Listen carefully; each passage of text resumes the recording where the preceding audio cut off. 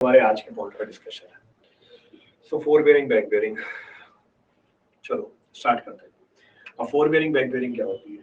So what is being termed as fore bearing, what is being termed as back bearing. ध्यान से सुनना, इसके ऊपर सवाल आपको जरूर मिलेगा। पहला, the bearing of the line in the direction of the progress of the survey is called fore bearing. मैं फिर से रिपीट कर रहा हूँ, the bearing of the line in the direction of the progress of the survey is known as fore bearing, and the bearing of the line in the opposite direction of the progress of the survey is known as back bearing. इस बात को समझने के लिए late us suppose हमारी जो line है वो है ए बी। तो this is our line A B, ये हमारी लाइन है ए बी। आपका डायरेक्शन ऑफ सर्वे क्या है? ए से लेके बी तक। तो आपकी डायरेक्शन ऑफ सर्वे क्या है? ए से लेके बी तक। अगर आप इस लाइन की बेयरिंग मेजर करो इन द डायरेक्शन ऑफ द सर्वे, यानी ए बी की आपने बेयरिंग मेजर करी, कहाँ से मेजर करेंगे हम? नॉर्थ से। तो हमेशा रेफरेंस किसको लेके चलते हैं? नॉर्थ से लेके चलते हैं। अगर होल सर्कल बेयरिंग है, आप साउथ से भी मेजर कर सकते हो, मैं अभी होल सर्कल बेयरिंग की बात कर रहा हूँ। तो this alpha will be termed as what? Fore bearing of A B. तो ए बी की फोर बेयरिंग क्या कहलाएगी? अल्फा कहलाएगी। अब अगर आपने ए बी की बेयरिंग मेजर करी in the opposite direction of the survey, तो direction of survey A B, पर आपने ए बी का एंगल मेजर किया नॉर्थ से ही ऑपोजिट डायरेक्शन में, तो डायरेक्शन क्या कर दी आपने? बी ए कर दी। तो this beta angle will be known as what? Back bearing. इस बीटा एंगल को बैक बेयरिंग बोल देंगे। तो ए बी लाइन का फोर बेयरिंग है अल्फा, और ए बी लाइन का ही बैक बेयरिंग क्या है? बीटा है। So bearing of the line which is measured in the direction of survey is known as forebearing. Bearing of the line which is measured in the direction opposite to that of survey is known as back bearing. इसको समझने के लिए एक और example लेते हैं। Let us suppose हमारी line है बी ए। लेट अस सपोज हमारी लाइन क्या है? बी ए। अब डायरेक्शन ऑफ सर्वे क्या है? बी से ए तक है। तो अगर आप बी ए लाइन की बेयरिंग मेजर करोगे, कितनी आएगी? बीटा। तो बी ए लाइन की फोर बेयरिंग क्या हो जाएगी? बीटा हो जाएगी, क्योंकि डायरेक्शन ऑफ सर्वे क्या है? बी है। और अगर आप बी ए लाइन की बेयरिंग मेजर करो अपोजिट डायरेक्शन में, यानी अल्फा, ये इसकी बैक बेयरिंग कहलाएगी। So fore bearing of the line B A is beta, back bearing of the line B A is alpha. Clear यहां तक? चलो चलो ठीक है। Back bearing of A B is equal to fore bearing of B A. हाँ बिल्कुल सही बात है हरीश खान। तो जो बैक बेयरिंग है ए बी की, वो फोर बेयरिंग है बी ए की। आप ऐसा बोल सकते हो, इट कैन बी टर्म। तो नीचे देखो टेबल बना के दी हुई है आपको। तो लाइन उठाई ए बी की फोर बेयरिंग क्या है? अल्फा। बैक बेयरिंग क्या है? बीटा। तो बी ए की फोर बेयरिंग क्या है? बीटा, और बी ए की बैक बेयरिंग क्या है? अल्फा। ठीक है, चलिए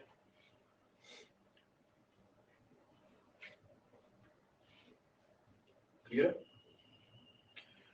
चलिए आगे बढ़ते हैं। सो फोर बेयरिंग बैक बेयरिंग। देखो अब नेक्स्ट पॉइंट क्या लिखे हुए हैं? What is the next point that is being mentioned? Four bearing और बैक बेयरिंग के बीच का जो एंगल डिफरेंस होगा वो 180 डिग्री निकल के आएगा। फोर बेयरिंग और बैक बेयरिंग के बीच का जो एंगल डिफरेंस होगा वो 180 डिग्री निकल के आएगा। तो अगर आपकी फोर बेयरिंग 180 डिग्री से कम है, बैक बेयरिंग निकालने के लिए फोर बेयरिंग में 180 डिग्री जोड़ दो। अगर फोर बेयरिंग 180 डिग्री से ज्यादा है, बैक बेयरिंग निकालने के लिए फोर बेयरिंग में से 180 डिग्री घटा दो। इस बात को समझने के लिए फिर से एग्जांपल लेते हैं। Let us suppose this is our line. Our line of survey is A B. हमारा लाइन ऑफ सर्वे है ए बी। तो ये लाइन ऑफ सर्वे आ गई हमारी A B. So line of survey is A B. Direction of survey is from A to B, यानी इसकी मैंने क्या मेजर करी? बेयरिंग मेजर करी in the direction of survey. ये क्या निकल के आया? Fore bearing. तो fore bearing of the line A B will be termed as alpha. इसको मैं अल्फा बोल दूंगा। अब मुझे ए बी लाइन की बैक बेयरिंग मेजर करनी है। तो ए बी लाइन की बैक बेयरिंग क्या होगी? तो bearing of the line A B in the direction opposite to the, so in the direction opposite to the survey is known as back bearing। तो ये beta. तो alpha four bearing है, beta back bearing है। अब alpha और beta में relationship निकालनी है। अब अल्फा और बीटा में कैसे रिलेशनशिप निकालें जरा चेक करो। अगर मैं इस लाइन को एक्सटेंड कर दूं, if I extend this line, तो ये ऊपर वाला एंगल हो गया अल्फा। इसका मतलब अल्फा में 180 डिग्री जोड़ दूं, तो अल्फा में अगर मैं 180 डिग्री जोड़ दूं, if I add 180 degree in alpha, it is termed as beta। और बीटा क्या थी हमारी? बीटा हमारी बैक बेयरिंग थी। तो अगर हमारे फोर बेयरिंग की वैल्यू 180 डिग्री से कम है, इसमें 180 डिग्री जोड़ने पे क्या मिल जाएगी? बैक बेयरिंग मिल जाएगी। उसी तरीके से अगर हमारे फोर बेयरिंग की वैल्यू 180 डिग्री से ज्यादा है, इसमें से जब 180 डिग्री घटाओगे आपको क्या मिल जाएगी? बैक बेयरिंग मिल जाएगी, you will get the value of back bearing. तो डायरेक्ट रिलेशनशिप है, आप डायग्राम देख के भी चेक कर सकते हो या मैथमेटिकल इक्वेशन में वैल्यू डाल के भी निकाल सकते हो, दोनों तरीके अवेलेबल है। क्लियर है? चलो ठीक है, अच्छी बात है। अच्छा, ये जो भी आपको रिलेशनशिप बताई है, ये रिलेशनशिप तभी वैलिड होगी when the bearings are whole circle bearing. So this relationship which is being given to you is only valid when the relationship are whole circle bearing. तो अगर whole circle bearing है तभी आप ये relationship को apply करोगे। Clear है? पर अगर आपकी बेयरिंग क्वाड्रेंट बेयरिंग है, अगर आपकी बेयरिंग क्वाड्रेंट बेयरिंग है, उस सिचुएशन में जो मैग्नीट्यूड होगा फोर बेयरिंग का और बैक बेयरिंग का वो सेम होगा। The magnitude of fore bearing and back bearing will be same, पर डिफरेंस क्या आएगा?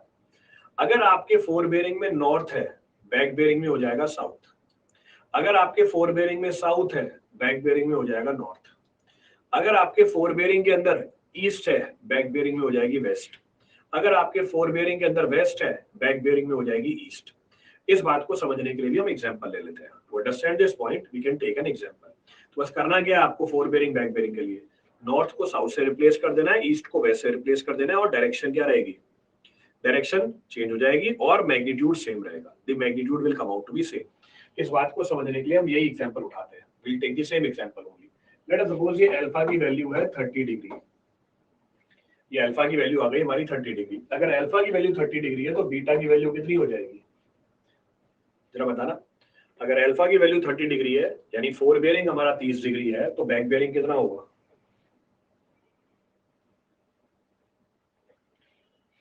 फोर्थ क्वाड्रेंट में रख के एग्जांपल दिखाना, फोर्थ क्वाड्रेंट में। ठीक है, फोर्थ क्वाड्रेंट में भी रख लेंगे एग्जांपल। इसके बाद मैं आपको एग्जांपल फोर्थ क्वाड्रेंट का लेके देता हूँ, मैंने देखा नहीं था।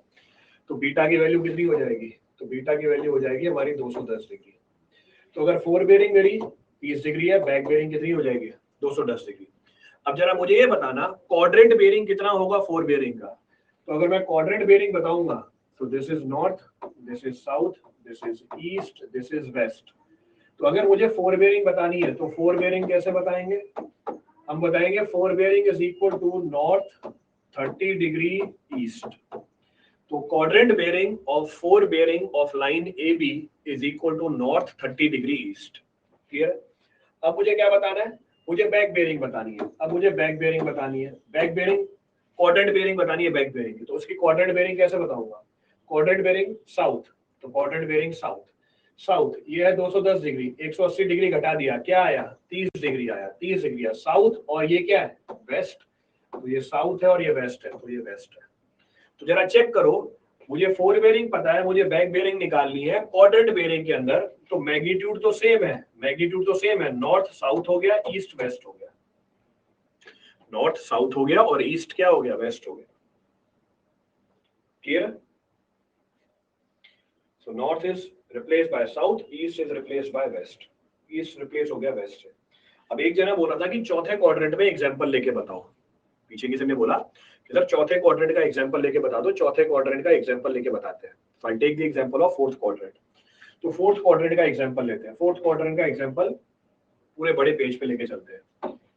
तो फोर्थ क्वाड्रेंट का एग्जांपल समझना है तो फोर्थ क्वाड्रेंट का एग्जांपल समझते हैं। लो भैया, फोर्थ क्वाड्रेंट का एग्जांपल यहाँ पर भी नहीं आएगा, थोड़ा नीचे करते हैं। ये हमारा फोर्थ क्वाड्रेंट है। सो this is our fourth quadrant. ये हमारा फोर्थ क्वाड्रेंट है और ये हमारी लाइन है। सो this is our line, fourth quadrant और हमारी लाइन। ये लो, तो फोर्थ क्वाड्रेंट का एग्जांपल और हमारी लाइन भी आ गई। फोर्थ क्वाड्रेंट का एग्जांपल है और हमारी लाइन भी आ गई। चलो भैया, फोर्थ क्वाड्रेंट का एग्जांपल और लाइन भी मार्क करी। दोनों चीजें निकाल के देते हैं, दोनों चीजें निकाल के देते हैं। ये है हमारी पॉइंट ए, ये है हमारा point B. This is our point B. तो पॉइंट ए, पॉइंट बी, ये मेरी लाइन है ए बी। ये डायरेक्शन ऑफ सर्वे है। तो मुझे क्या निकालना है? ए बी लाइन की फोर बेयरिंग निकालनी है। ए बी लाइन की फोर बेयरिंग, कलर चेंज किया। ए बी लाइन की फोर बेयरिंग, ये ए बी लाइन की फोर बेयरिंग है। This is the fore bearing of the line A B, that is suppose alpha. तो ये value मेरी निकल के आ गई अल्फा। अल्फा की कुछ भी वैल्यू मान लो। अल्फा की वैल्यू है हमारी 300 degree. The value of alpha is 300 degree. समझने के लिए मैंने एग्जांपल ले लिया। चलो, अल्फा की वैल्यू 300 डिग्री आ गई। अब मुझे ए बी लाइन की बैक बेयरिंग निकालनी है। ए बी लाइन की बैक बेयरिंग क्या होगी? Bearing in the direction opposite to that of survey. So bearing in the direction opposite to that of the survey. So this will be termed as what? Beta. इसको मैं क्या बोल दूंगा? Beta बोल दूंगा. तो बीटा क्या है हमारी? बैक बेयरिंग है लाइन की. So beta is the back bearing of the line AB. ये इसकी फोर बेयरिंग है in the direction of survey और वो हमारी क्या है? बैक बेयरिंग है. So that will be termed as back bearing. तो बीटा की वैल्यू निकाल के दे सकते हो मुझे? Can you give the value of beta? क्या बीटा की वैल्यू निकाल सकते हैं? बिल्कुल निकाल सकते हैं बीटा की वैल्यू. अब देखो बीटा की वैल्यू निकालनी है. बीटा की वैल्यू निकालनी है. इसको देखो चेक करो. तो बीटा की वैल्यू ये 90 डिग्री है, ये 90 डिग्री है, ये हमारा पूरा एंगल 300 डिग्री है.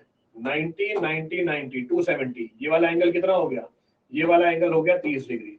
अगर ये वाला एंगल 30 डिग्री है तो ये वाला एंगल भी 30 डिग्री हुआ, तो ये वाला एंगल भी 30 डिग्री हुआ. तो 90 plus 30 coming out to be how much? 120 degree. तो बैक बेयरिंग कितनी हो गई? तो हम बोलेंगे line A B fore bearing है इसकी 300 डिग्री. बैक बेयरिंग है इसकी 120 डिग्री. और कैसे निकालोगे? क्योंकि फोर बेयरिंग 180 डिग्री से ज्यादा है, इसमें से क्या घटा दो? 180 डिग्री घटा दो.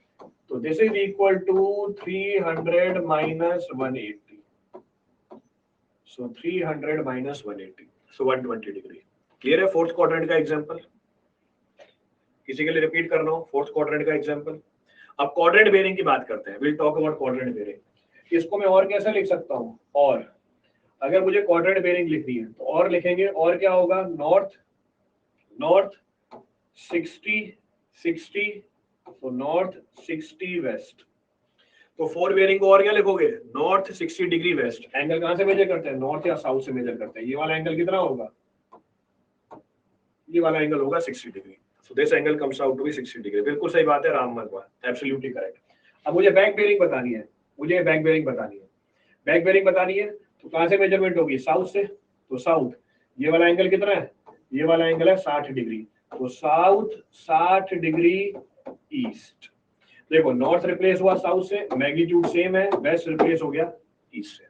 तो अभी तक जो भी बात डिस्कस करी उसके लिए आपको एग्जांपल दे दिया है. किसी ने फरमाइश करी थी फोर्थ क्वाड्रेंट के एग्जांपल की, लो आपकी फरमाइश पूरी कर दी है. और कोई फरमाइश हो?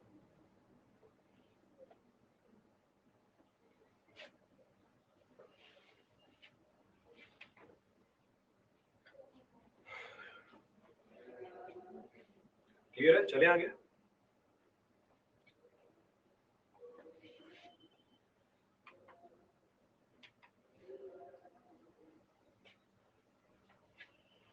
चलो हो गया. अब नेक्स्ट पॉइंट करते हैं. So next of the point of discussion is included angle. अब हम बात करेंगे किसकी? मेरी फरमाइश थी. चलो मेरी फरमाइश है. बेटा तुम्हारी फरमाइश में कैसे लाऊं? माइक कहां से लेके आऊं जरा बताना. कभी कभी एंगल में दिक्कत होती है तो वॉइस थोड़ी ठीक करो. मैं कैसे ठीक करूं बताओ ना. जो मेरे हाथ में वो मैंने कर दिया, मैं कैसे वॉइस ठीक करूं? हार्डवेयर थोड़ी ना मैं चेंज कर दूंगा यहाँ पे. चलो आगे बढ़ते हैं. So next is included angle. अब क्या होता है इंक्लूडेड एंगल, जरा इसको समझते हैं. When two lines meet at a particular point, angle enclosed between them is known as included angle. जब दो लाइनें आके मिलती हैं एक पॉइंट पे, वो लाइन जो एंगल बनाती हैं आपस में, उसको हम क्या बोलते हैं? उसको हम बोलते हैं इंक्लूडेड एंगल.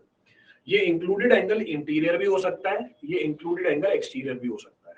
तो जहां पर भी दो लाइनें आके मिलेंगी, ये आपस में एंगल को इंक्लूड करेंगी. जैसे एग्जांपल अल्फा और जैसे एग्जांपल बीटा. तो अल्फा और बीटा, तो जहां पर भी दो लाइनें आके मिलेंगी वो एंगल को इंक्लोज करेंगी. उस इंक्लोज्ड एंगल को बोलते हैं इंक्लूडेड एंगल. ये भी इंक्लूडेड एंगल है, ये भी इंक्लूडेड एंगल है. इसमें से एक इंटीरियर एंगल होगा और एक एक्सटीरियर एंगल होगा. अब कैसे फर्क करोगे इंटीरियर एंगल एक्सटीरियर एंगल के अंदर? पहला, in surveying included angle is defined as the angle measured in the clockwise direction. Surveying में इंक्लूडेड एंगल वो एंगल होता है जो आप किस डायरेक्शन में मेजर करोगे? जो आप क्लॉकवाइज डायरेक्शन में मेजर करोगे. तो अगर आपने क्लॉकवाइज डायरेक्शन में एंगल मेजर किया, ये कहलाएगा इंक्लूडेड एंगल. अगर आपने एंटी क्लॉकवाइज डायरेक्शन में एंगल मेजर किया, ये कहलाएगा excluded angle. So if the angle is measured in clockwise direction from preceding line to forwarding line, it will be known as included angle. if you measure the angle in anti-clockwise direction from preceding line to forwarded line, पीछे वाली line से आगे वाली line तक अगर आप clockwise direction में angle major करोगे इंक्लूडेड, पीछे वाली लाइन से आगे वाली लाइन के बीच में अगर आपने एंटी क्लॉकवाइज डायरेक्शन में एंगल मेजर किया, इसको हम बोलेंगे एक्सक्लूडेड एंगल। तो included angle and excluded angle, ये इंक्लूडेड एक्सक्लूडेड एंगल निकल के आ गए। इस बात को समझने के लिए दो डायग्राम है मेरे पास, दो ट्रैवर्स है, जरा चेक करो ट्रैवर्स। पहला ट्रैवर्स, ये ट्रैवर्स की डायरेक्शन दे रखी है आपको, तो ट्रैवर्स की डायरेक्शन दे रखी है, ये प्रीसीडिंग लाइन, ये सक्सीडिंग लाइन, तो ये प्रीसीडिंग लाइन ई है, ये सक्सीडिंग लाइन। तो अगर आपने प्रीसीडिंग और सक्सीडिंग लाइन के बीच में एंगल मेजर किया किस डायरेक्शन में, क्लॉकवाइज डायरेक्शन में, इसको मैं क्या बोल दूंगा? अगर आपने प्रीसीडिंग और सक्सीडिंग लाइन के बीच में एंगल मेजर कर लिया क्लॉकवाइज डायरेक्शन में, इसको हम क्या बोल देंगे? प्रीसीडिंग लाइन से सक्सीडिंग लाइन के बीच में, तो प्रीसीडिंग और forwarding line, from preceding line to forwarding line, this will be technically termed as interior angle, उसको हम इंटीरियर एंगल बोल देते हैं, नहीं तो क्या बोल दिया जाता है? एक्सटीरियर एंगल बोल दिया जाता है। ठीक है। हॉरिजॉन्टल एंगल कैसे मेजर करते हैं बेटा? हॉरिजॉन्टल एंगल कैसे मेजर करते हैं? दो लाइनों के बीच में, ये बोल रहे हो? दो लाइनों के बीच में हॉरिजॉन्टल एंगल कैसे मेजर करते हैं, ये पूछ रहे हो आप? तो ये मेरी लाइन है, ये लाइन का मैंने प्लान बना के दिखाया है, ये एक लाइन है, लाइन का प्लान, ये मेरी मेरिडियन है, दिस इज द मेरिडियन। अगर ये मेरिडियन मेरी, this meridian is magnetic meridian, तो मैग्नेटिक नॉर्थ, अगर ये मेरिडियन हमारी मैग्नेटिक मेरिडियन है, यानी इसका नाम क्या रखा? Magnetic north. इन दोनों लाइनों के बीच का जो एंगल होगा, हॉरिजॉन्टल एंगल होगा, इसको हम क्या बोल देंगे? इसको हम बोलेंगे magnetic bearing. So this is technically termed as what? Magnetic bearing. अब मेजर कैसे करोगे? कंपास की मदद से मेजर करोगे। कौन सा कंपास? प्रिज्मेटिक कंपास या सर्वेयर कंपास। तो ये हॉरिजॉन्टल एंगल मेजर करने के लिए हम कंपास रखते हैं हाथ में। कंपास अगर प्रिज्मेटिक कंपास हुआ, ये आपको होल सर्कल बेयरिंग बता देगा। कंपास अगर आपका सर्वेयर कंपास हुआ, ये आपको क्वाड्रेंट बेयरिंग बता देगा। कंपास की पिक्चर में आपको भी आगे दिखाऊंगा, I show you the picture of the compass. चलो ठीक है, चले आगे। अच्छा, हम बात कर रहे थे किसकी? इंक्लूडेड और एक्सक्लूडेड एंगल की। मैं दोबारा रिपीट कर देता हूँ। हम बात कर रहे थे इंक्लूडेड एंगल, जब भी दो लाइन आपस में आके मिलेंगी, उनके बीच में जो एंगल इंक्लोज होगा, उसको हम बोलेंगे included angle. Included angle interior भी हो सकता है, इंक्लूडेड एंगल एक्सटीरियर भी हो सकता है। क्लियर है चीज? तो इंक्लूडेड एंगल इंटीरियर भी होगा, इंक्लूडेड एंगल एक्सटीरियर भी होगा। अब सर्वेइंग में इंक्लूडेड एंगल क्या होता है? सर्वेइंग में इंक्लूडेड एंगल आप हमेशा क्लॉकवाइज डायरेक्शन में मेजर करोगे। Included angle will always be measured in clockwise direction. Included angle clockwise direction में मेजर करोगे from preceding to forwarding line. अब जरा देखो, from preceding to forwarding line, तो प्रीसीडिंग टू फॉरवर्डिंग लाइन आपने clockwise direction में angle measure किया, इसको मैं क्या बोलूंगा? इसको मैं बोलूंगा इंक्लूडेड एंगल। तो इसी की बात कर रहे थे, included angle. So this angle will be termed as included angle. अब जरा बताना, ये इंक्लूडेड एंगल इंटीरियर है या एक्सटीरियर है? तो this angle is included angle, ये इंटीरियर एंगल है, एक्सटीरियर एंगल है? दिस एंगल इज इंटीरियर और एक्सटीरियर, ये एक्सटीरियर एंगल आ गया। So this is exterior angle. दूसरा एग्जांपल लेते हैं, ये हमारी प्रीसीडिंग लाइन है, ये हमारी फॉरवर्डिंग लाइन है। प्रीसीडिंग लाइन से फॉरवर्डिंग लाइन के बीच में आपने एंटी क्लॉकवाइज डायरेक्शन में एंगल मेजर किया, क्या बोलेंगे? Included angle. पर इस बार ये इंक्लूडेड एंगल क्या है? इंटीरियर एंगल है। सो दिस इज इंटीरियर एंगल। इस बात का मतलब क्या हुआ? इस बात का मतलब ये हुआ कि अगर आपका ट्रैवर्स क्लॉकवाइज डायरेक्शन में है, अगर आपका ट्रैवर्स क्लॉकवाइज डायरेक्शन में है, तो included angle is exterior angle. पर अगर आपका ट्रैवर्स एंटी क्लॉकवाइज डायरेक्शन में है, तो included angle is interior angle.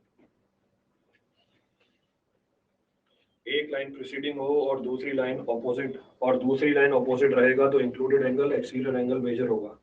बेटा दूसरी लाइन ऑपोजिट कैसे हो जाएगी? सर्वे का डायरेक्शन तो वही रहेगा ना। एक लाइन प्रीसीडिंग मतलब पहले वाली लाइन, सक्सीडिंग मतलब आगे वाली लाइन। तो ऐसा कैसा हो सकता है कि पीछे वाली लाइन और आगे वाली लाइन का डायरेक्शन उल्टा हो भाई?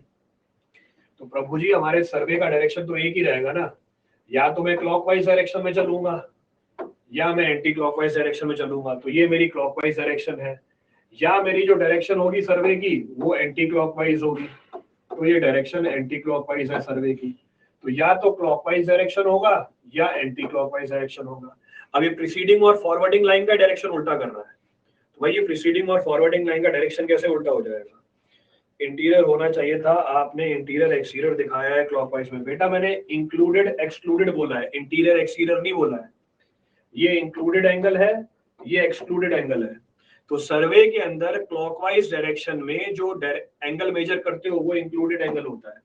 सर्वे के अंदर एंटी क्लॉकवाइज डायरेक्शन में जो एंगल मेजर करते हो वो एक्सक्लूडेड एंगल होता है। इंक्लूडेड एंगल इंटीरियर एक्सटीरियर हो सकता है, एक्सक्लूडेड एंगल भी इंटीरियर एक्सटीरियर हो सकता है। तो अभी हम बात कर रहे हैं इंक्लूडेड एंगल की, ये रहा इंक्लूडेड एंगल। तो इंक्लूडेड एंगल हमेशा किस में मेजर होगा? ये क्लॉकवाइज डायरेक्शन में मेजर होगा। सेकंड वाला फिगर फिर से बता दीजिए। सेकंड वाला फिगर, सेकंड वाले फिगर में डायरेक्शन ऑफ सर्वे EABC, तो ये प्रीसीडिंग लाइन, ये सक्सीडिंग लाइन। प्रीसीडिंग लाइन से सक्सीडिंग लाइन में क्लॉकवाइज डायरेक्शन में आपने एंगल मेजर किया, क्या कहलाएगा? Included angle. ये रहा इंक्लूडेड एंगल।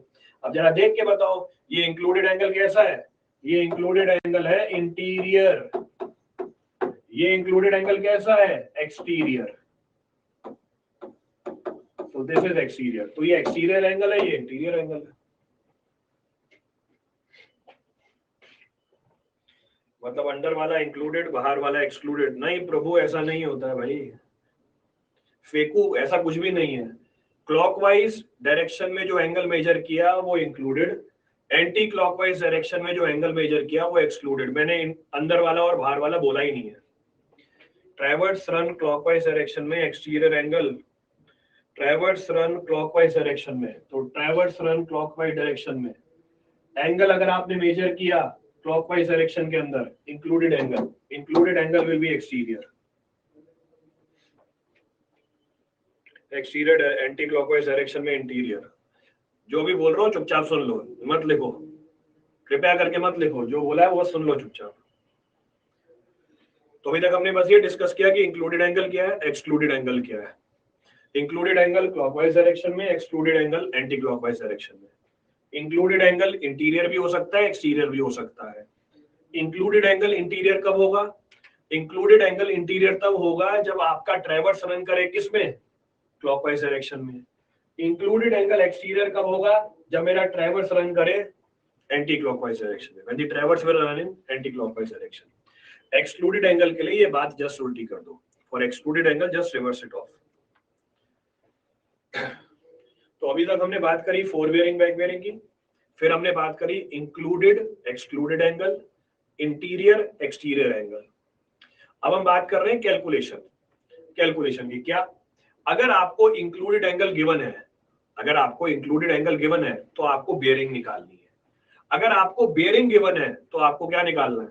इंक्लूडेड एंगल निकालना है। अब दो कैलकुलेशन करनी है। तो first case, calculation of included angle from the bearing. तो अब मुझे क्या करना है? इंक्लूडेड एंगल निकालना है किससे? बेयरिंग से। तो इस बात को समझने के लिए हम केस उठाते हैं। चलो पहला केस उठाया। कैलकुलेशन किसकी करनी है? इंक्लूडेड एंगल की करनी है। किसकी मदद से करनी है? बेयरिंग की मदद से करनी है। अब इसके लिए देखो लाइन पकड़ो, पहली लाइन, तो पहली लाइन बनाई हमने, पहली लाइन बनाई हमने AB। तो पहली लाइन बनाई हमने AB। AB का मुझे क्या पता है? बेयरिंग पता है। AB की बेयरिंग कितनी है? AB की बेयरिंग है alpha. So bearing of the line AB is alpha, तो लिख दिया। तो हमने लिखा four bearing of line AB, तो fore bearing of line AB, तो AB लाइन की फोर बेयरिंग है अल्फा, AB लाइन की फोर बेयरिंग है अल्फा। फिर हमारी लाइन कौन सी है? फिर हमारी लाइन है लेट अस सपोज EA। अब हमारी लाइन है EA, तो अब हमारी लाइन है EA। अब मुझे EA लाइन की क्या पता है? अब मुझे EA लाइन की क्या पता है? बैक बेयरिंग पता है। EA लाइन की बैक बेयरिंग है, this is the back bearing of the line EA। BA line की बैक बेयरिंग है beta, so this is beta. तो हम बोलेंगे back bearing of line EA is equal to beta. अभी तक की कहानी में कोई सा भी डाउट हो? Please take example of interior exterior angle. भाई शांति रखो, सारे एग्जांपल कवर हो जाएंगे। अब मुझे इन दोनों लाइनों के बीच का क्या निकालना है? अब मुझे इन दोनों लाइनों के बीच का एंगल निकालना है, जिसको मैं क्या बोलूंगा? Included angle. क्यों बोलूंगा इंक्लूडेड एंगल? जरा चेक करो, मुझे ट्रैवर्स की डायरेक्शन बताना है कौन सी है ये। What is the direction of the traverse? Traverse की डायरेक्शन क्लॉकवाइज है या एंटी क्लॉकवाइज है? ये जो ट्रैवर्स बना हुआ है इसकी डायरेक्शन क्लॉकवाइज है या एंटी क्लॉकवाइज है? This is the direction of the traverse, ये हमारा डायरेक्शन है ट्रैवर्स का। सो this is the direction of the traverse. So direction of traverse निकल के आ गया। डायरेक्शन ऑफ ट्रैवर्स कैसा है? ये क्लॉकवाइज है। तो direction of traverse is what? Clockwise. अगर डायरेक्शन ऑफ ट्रैवर्स हमारा क्लॉकवाइज होता है, इस सिचुएशन में आपका इंक्लूडेड एंगल क्या होगा? इस सिचुएशन में आपका included angle is the angle between the two lines in clockwise direction. तो ये एक्सटीरियर एंगल निकल के आता है। तो मुझे ये वाला एंगल मेजर करना है। I have to measure the exterior angle. अब एक्सटीरियर एंगल कैसे निकालूं? एक्सटीरियर एंगल देखो, ये मुझे अल्फा पता है, this is alpha, this is beta. अगर मैं बीटा में से अल्फा घटा दूं मुझे क्या मिल जाएगा? थीटा मिल जाएगा। तो हम बोलेंगे beta minus alpha is equal to theta. आपने बीटा में से अल्फा घटा दिया, क्या मिल गया? थीटा मिल गया। तो बीटा में से अल्फा घटा दिया, आपको क्या मिल गया? थीटा मिल गया। चलो थीटा मिल गया। अब मुझे क्या निकालना है? इंक्लूडेड एंगल निकालना है। क्या होता है इंक्लूडेड एंगल? जो एंगल आप प्रीसीडिंग लाइन से फॉरवर्डिंग लाइन में क्लॉकवाइज डायरेक्शन में मेजर करो। अगर ये एंगल थीटा है तो हमारी इंक्लूडेड एंगल क्या होगी? तो एक्सटीरियर एंगल, तो exterior angle will be equal to what? 360 minus theta. Angle in clockwise direction which is equal to 360 minus theta। बिल्कुल सही बात है, absolutely correct. So this will be termed as what? Included angle. और इधर included angle क्या होगा? Exterior angle होगा। The included angle will be exterior angle, क्योंकि ट्रैवर्स का डायरेक्शन क्या था? ट्रैवर्स का डायरेक्शन हमारा क्लॉकवाइज था। तो इस सिचुएशन में जो इंक्लूडेड एंगल होता है वो एक्सटीरियर एंगल होता है। तो मुझे आंसर में ये रिपोर्ट करना पड़ेगा। I have to report this in L. So 360 theta की वैल्यू क्या लिख सकते हो? तो थीटा की वैल्यू लिख सकते हो beta minus alpha. So it is beta minus alpha. तो 360 माइनस थीटा, बिल्कुल सही बात है। चलो, तो ये हमारा पहला केस हो गया, this is our first case. Second case, अगर होल सर्कल बेयरिंग की जगह आपको क्वाड्रेंट बेयरिंग दे रखी है। अभी तो ये तो होल सर्कल बेयरिंग थी। दूसरा एग्जांपल लेते हैं। लेट अस सपोज आपको क्वाड्रेंट बेयरिंग दे रखी है। तो एक हमारी लाइन है A B. So this is our line A B, this is our line. सो let us suppose O A बोल रहा है तो ओ ए बोल दो। So this is our line O A, this is our line O B. ये हमारी line O B है। आपको दे रखी है क्वाड्रेंट बेयरिंग। अगर मुझे क्वाड्रेंट बेयरिंग दे रखी है तो क्वाड्रेंट बेयरिंग, चलो उठाओ क्वाड्रेंट बेयरिंग। ओ ए की क्वाड्रेंट बेयरिंग है अल्फा और ओ बी की क्वाड्रेंट बेयरिंग है बीटा। सो ओ बी की क्वाड्रेंट बेयरिंग है बीटा। सो बीटा, तो जरा मुझे बताओगे इन दोनों लाइनों के बीच का एंगल कितना है? What is the angle between these two lines? तो ओ ए की क्वाड्रेंट बेयरिंग है अल्फा, ओ बी की क्वाड्रेंट बेयरिंग है बीटा। तो दोनों के बीच का angle theta, theta will be how much? Theta will be equal to beta minus alpha. तो डायरेक्टली निकल के आ गया। So in this case, the included angle is equal to beta minus alpha, which is equal to theta. Alpha minus beta. Alpha minus beta नहीं है Harshul, it is beta minus alpha. So beta minus alpha. तो पिछले case में क्या given था? पिछले case में given था होल सर्कल बेयरिंग। इस वाले केस में क्या गिवन है? इस वाले केस में गिवन है quadrant bearing. So here quadrant bearing is given to you. तो सिंपल ज्योमेट्री है और कुछ भी नहीं है। अगर एक्सप्रेशन रटने की कोशिश करोगे गलती होने के चांसेस बहुत ज्यादा है, इसलिए सिंपल सा डायग्राम बनाना, डायग्राम से मेजरमेंट कर लेना। Do the measurement from the diagram only. Next of the case is what? अगला केस है, अब जो आपने बेयरिंग मेजर करी है it is on the opposite side of the common meridian. This is our common meridian. Common meridian, ये हमारी line है ओ ए, ये हमारी लाइन है ओ बी। अब आपने ऑपोजिट डायरेक्शन में मेजर किया है। ओ ए इज बीटा, ये बीटा है, और ओबी की जो बेयरिंग है वो अल्फा है। तो अब जो हमारा एंगल होगा इन दोनों लाइनों के बीच में theta, now the angle will be equal to alpha plus beta. अब दोनों के बीच का एंगल कितना आ गया? अल्फा प्लस बीटा आ गया। So this is equal to alpha plus beta, 360 minus theta. JEE के स्टूडेंट देख लिए क्या सेशन सही होगा क्या? नहीं भैया, जेई के स्टूडेंट्स के लिए नहीं है। जेई आपका जो पेपर आता है उसका लेवल काफी हाई होता है। यहाँ पे हम गेट टीएससी लेवल की बात कर रहे हैं। गेट टीएससी लेवल बहुत छोटा रहता है, तो जो जेई के स्टूडेंट है वो मत देखो लेक्चर को, आपका बहुत हाई फाई सिलेबस है सर्वेइंग का। उसमें क्या है, अभी जो इसरो ने चंद्रयान भेजा है उसके ऊपर बैठ के सर्वेइंग करते हैं, तो वो सर्वेइंग अभी तक पढ़ी नहीं है, मैंने भी नहीं पढ़ी, आपको भी नहीं पढ़ा पाऊंगा। तो जेई के सिलेबस में वो होती है। अभी हम गेट ईएससी लेवल का सिलेबस कर रहे हैं, अभी हम पृथ्वी पे रह के कर रहे हैं, तो इसका जो लेवल है वो कंपैरेटिवली छोटा है, तो जेई वालों के लिए नहीं है ये। चलो आगे बढ़ते हैं। सो नेक्स्ट अगला केस लेते हैं। So next of the case is what, when the bearing are measured on the same side of the different meridian. पिछले वाले केस में जो मेरिडियन थी वो सेम थी, अब जो हमारी मेरिडियन है वो डिफरेंट है। अगर हम बात करें मेरिडियन की, if you talk about the meridian, check करो, लाइन है ओए, इसका जो मेरिडियन है वो है अल्फा। लाइन है ओबी, इसका जो मेरिडियन है वो है साउथ के साथ बीटा। तो बेयरिंग इज अल्फा, यहाँ पे बेयरिंग बीटा, पर मेजरमेंट किससे करी है, यहाँ पे नॉर्थ से करी है, यहाँ पे साउथ से करी है। अब इन दोनों के बीच का एंगल कितना होगा, theta. Now the angle between these two lines, theta will be equal to what. अगर मुझे थीटा निकालना है, 180 डिग्री में से क्या घटा दो, 180 degree minus alpha plus beta.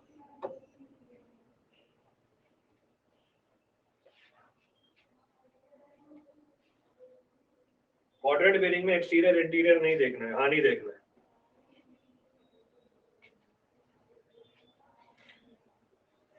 सो 180 माइनस अल्फा प्लस बीटा।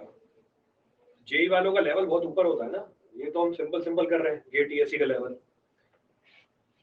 तो इसलिए जेई वालों के लिए सही नहीं है ये। उसमें पेपर क्या अच्छे लेवल का आता है, हम वहां तक पहुंच ही नहीं पाएंगे यहाँ पे। चलो आगे बढ़ते हैं। So will continue. Next of the case is when the bearings are measured in the opposite direction of different sides of the meridian। अभी same sides of different meridian था, अब opposite side of different meridian है। जरा check करो, ओए line, ओए line आपने किससे मेजर करी, नॉर्थ से, एक पर्टिकुलर साइड में अल्फा। ओबी लाइन आपने साउथ से मेजर करी, इसके ऑपोजिट डायरेक्शन में, इसके ऑपोजिट डायरेक्शन में कितनी, बीटा। तो इस बार आपने अल्फा और बीटा ऑपोजिट डायरेक्शन में मेजर किया और डिफरेंट मेरिडियन से मेजर किया। अब मुझे थीटा निकालना है, I have to calculate the value of theta. अब थीटा की वैल्यू कैसे निकालें, how to calculate the value of theta, निकाल के बताना जरा। तो अब मुझे इन दोनों के बीच का एंगल निकालना है, कैसे निकालोगे, how you calculate the value of theta. So theta, ये वाला एंगल कितना है, 90 माइनस अल्फा, ये वाला एंगल कितना है 90, ये वाला एंगल कितना है beta. So theta is equal to 90 minus alpha plus 90 plus beta. So is equal to what? So this is equal to 180 plus beta minus alpha. So 180 plus beta minus alpha, बिल्कुल सही बात है।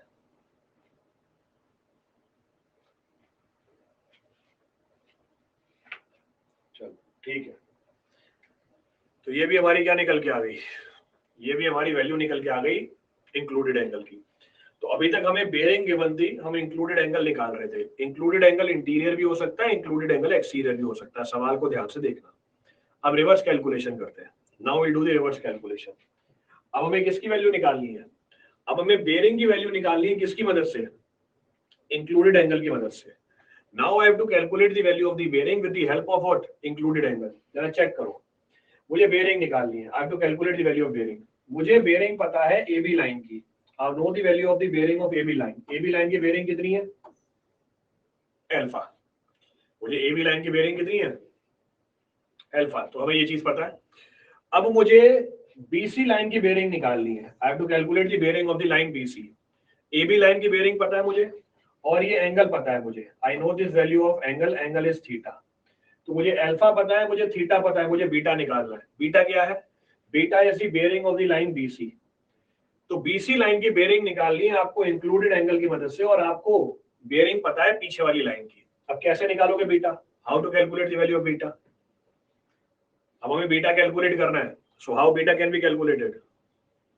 देखो, अगर मुझे fore bearing पता है AB की, if I know the value of fore bearing, इसका मतलब मुझे ये बैक बेयरिंग भी पता है, I know the value of this back bearing, मुझे इस बैक बेयरिंग की वैल्यू भी पता है। बैक बेयरिंग की वैल्यू कितनी होगी, बैक बियरिंग की वैल्यू होगी 180 plus alpha, so 180 plus alpha, तो ये पूरा एंगल आ गया 180 plus alpha, so this complete angle is 180 plus alpha, तो ये पूरा एंगल है 180 प्लस अल्फा। तो अगर 180 प्लस अल्फा पता है मुझे, इसमें मैं थीटा जोड़ू और बीटा घटा दूं, ये किसके बराबर है, 360 डिग्री के बराबर है, तो मैं बोल सकता हूं 180 degree plus alpha, so 180 degree plus alpha plus theta minus beta, this is equal to 360 degree.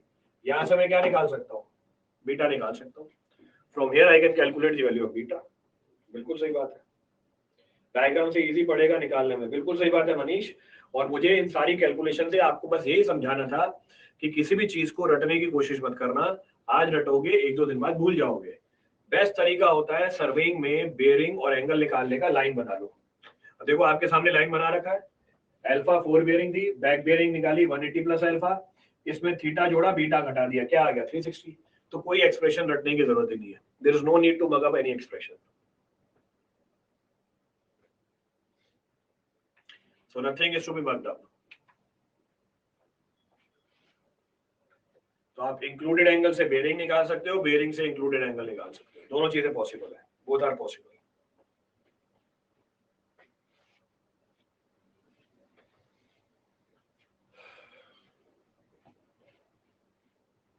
Clear है, चलें आगे। तो डिटेल में एक एक केस मैंने आपको कैलकुलेट करके बताया है, in detail I have calculated each and every case.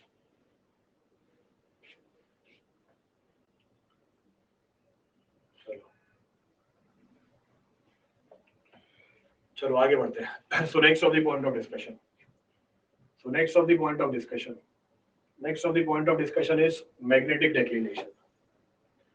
So next of the point of discussion is magnetic declination. अब magnetic declination क्या होती है, किसी भी जगह पे मैग्नेटिक मेरिडियन और ट्रू मेरिडियन कोइंसाइड नहीं करती है। At any given place magnetic meridian and true meridian कैसे एस्टेब्लिश होती है, एस्ट्रोनॉमिकल ऑब्जर्वेशन से। So true meridian established with the help of astronomical observation. Magnetic meridian कैसे एस्टेब्लिश होती है, आप क्या करो, मैग्नेटिक नीडल को फ्रीली सस्पेंड करो, मैग्नेटिक नीडल जिस भी डायरेक्शन में अलाइन कर जाएगी वो हमारी क्या होगी, मैग्नेटिक मेरिडियन होगी। तो किसी भी जगह पे हमारी ट्रू मेरिडियन और मैग्नेटिक मेरिडियन ओवरलैप नहीं करते या कोइंसाइड नहीं करते। The horizontal angle between the magnetic meridian and true meridian is known as magnetic declination. तो ये हमारी क्या है, ट्रू मेरिडियन है, और ये हमारी क्या है, मैग्नेटिक मेरिडियन है। इन दोनों के बीच का जो हॉरिजॉन्टल एंगल है इसको हम बोलते हैं magnetic declination. So the horizontal angle between the magnetic meridian and true meridian is known as magnetic declination. Clear है चीज। अब इसमें दो केसेस हैं, क्या केस है, अगर हमारा मैग्नेटिक नॉर्थ ट्रू नॉर्थ के कहां पर है, वेस्ट साइड में है, अगर हमारा मैग्नेटिक नॉर्थ ट्रू नॉर्थ के कहां पर है, वेस्ट साइड में है, तो अगर ट्रू नॉर्थ के वेस्ट साइड में इसको हम बोल देंगे डेक्लिनेशन वेस्ट और नेगेटिव डेक्लिनेशन। तो इस डेक्लिनेशन को यानी अल्फा को क्या बोला जाएगा, इसको बोला जाएगा डेक्लिनेशन वेस्ट या नेगेटिव डेक्लिनेशन, तो दोनों में से कुछ भी बोल दो। तो अगर magnetic north is on the west side of true north, it is known as declination west और negative declination. If magnetic north is on east side of true north, अभी भी एंगल क्या कहलाएगी, मैग्नेटिक डेक्लिनेशन, पर कौन सा, इसको बोलेंगे डेक्लिनेशन ईस्ट और पॉजिटिव डेक्लिनेशन, ये हमारी पॉजिटिव डेक्लिनेशन। तो अगर मैग्नेटिक नॉर्थ वेस्ट साइड पे है इसकी वैल्यू नेगेटिव, अगर मैग्नेटिक नॉर्थ ईस्ट साइड पे है मैग्नेटिक डेक्लिनेशन की वैल्यू पॉजिटिव लेके चलेंगे, so it will be turned as positive declination. तो हम ट्रू नॉर्थ कैसे एस्टेब्लिश करते हैं, एस्ट्रोनॉमिकल ऑब्जर्वेशन से। मैग्नेटिक नॉर्थ कैसे एस्टेब्लिश करते हैं, with the help of the compass, compass की मदद से। दोनों के बीच का डिफरेंस क्या बता देगा, डेक्लिनेशन बता देगा, both will give you the value of declination. अब जो डेक्लिनेशन होती है ये किसी एक जगह पे टाइम टू टाइम वेरी करती है और किसी एक टाइम पे अलग अलग जगह पे भी डिफरेंट होती है। इसके क्या रीजन है, अर्थ की जो मैग्नेटिक फील्ड है वो चेंज होती रहती है। मैं फिर से रिपीट कर रहा हूं, मैग्नेटिक डेक्लिनेशन आपको अलग अलग पॉइंट पे डिफरेंट मिलेगी। मैग्नेटिक डेक्लिनेशन किसी एक पॉइंट पे भी टाइम के साथ चेंज हो जाएगी, क्योंकि मैग्नेटिक फील्ड चेंज हो जाएगी, तो मैग्नेटिक मेरिडियन का ओरिएंटेशन चेंज हो जाएगा। क्लियर चीज। अब यहाँ पे दो तरह की लाइनें निकल के आती है। क्या दो तरह की लाइनें? The line passing through the points on the surface of the earth at which magnetic declination is same, this is termed as isogonic line. अब क्या होती है isogonic line? So what is being termed as isogonic line? Isogonic line वो line होती है अर्थ की surface के ऊपर जो उन पॉइंट्स को ज्वाइन करे जहां पर मैग्नेटिक डेक्लिनेशन क्या है? सेम है। अगर इस मैग्नेटिक डेक्लिनेशन की वैल्यू जीरो हो जाए, the isogonic line is termed as agonic line. तो एगोनिक लाइन क्या होती है? एगोनिक लाइन वो लाइन होती है जो उन पॉइंट्स को ज्वाइन करे जहां पर मैग्नेटिक डेक्लिनेशन क्या है? जीरो है। Where magnetic declination is zero. So agonic lines are those lines which passes through the point of zero declination, जो जीरो डेक्लिनेशन से पास कर जाएंगी। और अगर डेक्लिनेशन जीरो होगा, इस बात का मतलब क्या हुआ? डेक्लिनेशन जीरो हुआ, इस बात का मतलब मैग्नेटिक नॉर्थ और ट्रू नॉर्थ क्या कर जाएंगे? कोइंसाइड कर जाएंगे। मेरा मजा आएगा सर आपसे साथ ही छोड़ में भी। सर इसमें होल सर्कल बेयरिंग में, क्वाड्रेंट बेयरिंग में जब दिया होना चाहिए बेटा, इसमें जो मैंने अभी आपको बताया है ये किसके हिसाब से बताया है? ये होल सर्कल बेयरिंग के हिसाब से बताया है। तो ये जो भी कैलकुलेशन करी है मैंने किसके हिसाब से करी है? होल सर्कल बेयरिंग के हिसाब से करी है। मोर ओवर अभी यहाँ पर कोई लाइन नहीं है, यहाँ पे मैग्नेटिक नॉर्थ और ट्रू नॉर्थ है। ये मैग्नेटिक नॉर्थ और ट्रू नॉर्थ है, लाइन तो है ही नहीं। तो होल सर्कल बेयरिंग और क्वाड्रेंट बेयरिंग तो कोई पिक्चर में ही नहीं है। तो होल सर्कल बेयरिंग और क्वाड्रेंट बेयरिंग तो पिक्चर में ही नहीं है। There is no nothing in the picture. हाँ, ट्रू बेयरिंग मैग्नेटिक बेयरिंग निकालोगे यहाँ से, वो एक अलग बात है, वो भी करेंगे आगे। Will calculate true bearing and magnetic bearing. तो अभी ट्रू बेयरिंग मैग्नेटिक बेयरिंग की बात नहीं करी है, अभी हमने डेक्लिनेशन की बात करी है। I have only talked about declination. तो इसका एग्जांपल लेके दूंगा। एगोनिक लाइन ओवरलैप, ठीक है। We can say um magnetic meridian and true meridian coincide for agonic lines. हाँ बिल्कुल सही बात है। एगोनिक लाइंस पे मैग्नेटिक मेरिडियन और ट्रू मेरिडियन क्या कर जाएगी? कोइंसाइड कर जाएगी, क्योंकि मैग्नेटिक डेक्लिनेशन क्या हो जाएगा? जीरो हो जाएगा। मैग्नेटिक डेक्लिनेशन भी जीरो। बिल्कुल सही बात है, एब्सोल्युटली करेक्ट। चलो सफिशिएंट है आज के लिए, अब बाकी अगली क्लास में करते हैं। Rest will discuss in the next class.